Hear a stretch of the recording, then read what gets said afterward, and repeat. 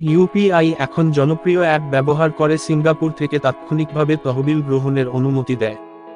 সুবিধাটি ভীম, পেটিএম এবং ফোনপে অ্যাপগুলির পাশাপাশি বেশ কয়েকটি ব্যাংক অ্যাপের ব্যবহারকারীদের জন্য উপলব্ধ হবে। একটি বড় অগ্রগতিতে, ভারতীয়রা এখন সিঙ্গাপুর থেকে তাৎক্ষণিকভাবে এবং নিরাপদে বড় বড় ইউপিআই অ্যাপগুলির পাশাপাশি জনপ্রিয় ব্যাংকগুলি ব্যবহার করে অর্থ পেতে পারে।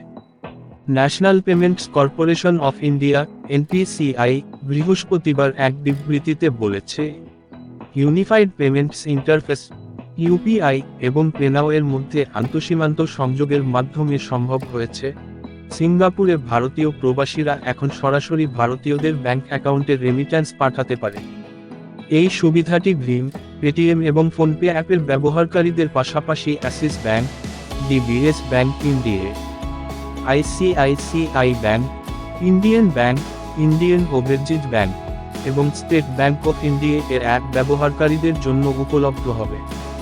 বিবৃতিতে বলা হয়েছে HDFC bank, bank of Baroda, bank of India, Canara bank, central bank of India, federal bank, IDFC first bank, IndusInd bank, Karur bank, Kotak Mahindra bank, Punjab national bank, south Indian bank এবং ইউসিও ব্যাংক শীঘ্রই সংযোগে যুক্ত হবে বলে আশা করা হচ্ছে।